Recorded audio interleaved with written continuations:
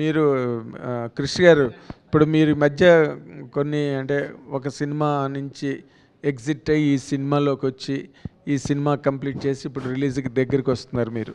But మీ మీద ఆ what you call Harihara Veeramallu తాలూకా hangover audience point of వ్యూలో ఎంతో కొంత ఉంటుంది. ఈ సినిమా రిలీజ్ టైంకి మీరు are coming out just with Ghaati.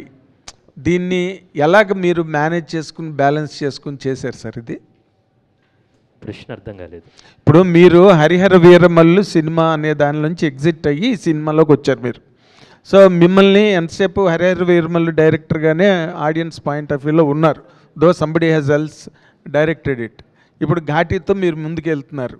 Me image ఏ విధంగా ఈ సినిమాని సపోర్ట్ చేస్తుంది కమింగ్ ఫ్రమ్ దట్? నిజంగా అర్థం కాలేదు. Still you didn't understand. Again I will try. ఇది కృషి గారు, నాకు ప్రతి సినిమా ఒక journey. Okay, Harihara Veeramallu cinema నేను కొంత భాగం చిత్రీకరించాను. నాకు పవన్ కళ్యాణ్ గారంటే ప్రేమ, ఇష్టం.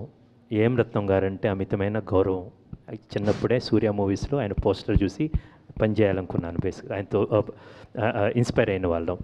కొన్ని షెడ్యూలింగ్ కారణాల వల్ల మేము స్టార్ట్ చేసిన తర్వాత కోవిడ్ కావచ్చు, అనేకమైన షెడ్యూలింగ్ కారణాల వల్ల నేను కొంచెం పక్కకు రావాల్సి వచ్చింది. నా ఇష్యూస్, నా పర్సనల్ ఇష్యూస్ వల్ల నేను పక్కకు రావాల్సి వచ్చింది. సో అది ఆ జర్నీ పూర్తయింది, ప్రయాణం. ఓకే, నా పరంగా పూర్తయింది. అండ్ ఆ జర్నీని ఇంకొక దర్శకులు జ్యోతికృష్ణ గారు కంటిన్యూ చేశారు. ఇప్పుడు అయిన తర్వాత నేను ఈ సినిమాలో ఉన్నప్పుడు పూర్తిగా ఘాటీలా ఉన్నానన్నమాట.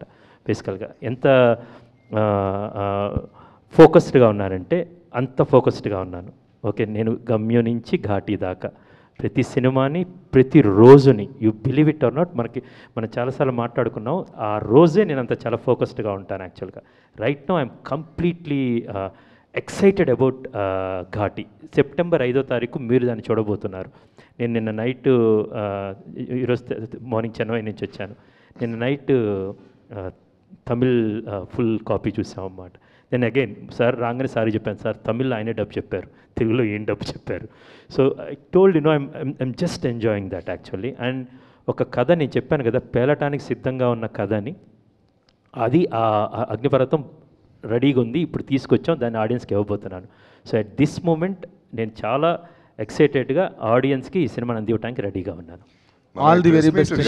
కదా పెట్టింది కృషి గారు, ఘాటీ ప్రెస్ మీట్ ఇది, దాని గురించి మాట్లాడదాం. 100% ఆల్ ది వెరీ ఇంటర్వ్యూ అడిగావు కదా, ఇప్పుడు డిసైడ్ చేశాను నేను చేయను. కృషి గారు ఏం చేయరు బాబు? కృషి గారు ఇంటర్వ్యూవా? కృషి గారు హాయ్ సార్. సో హాయ్ కృషి గారు.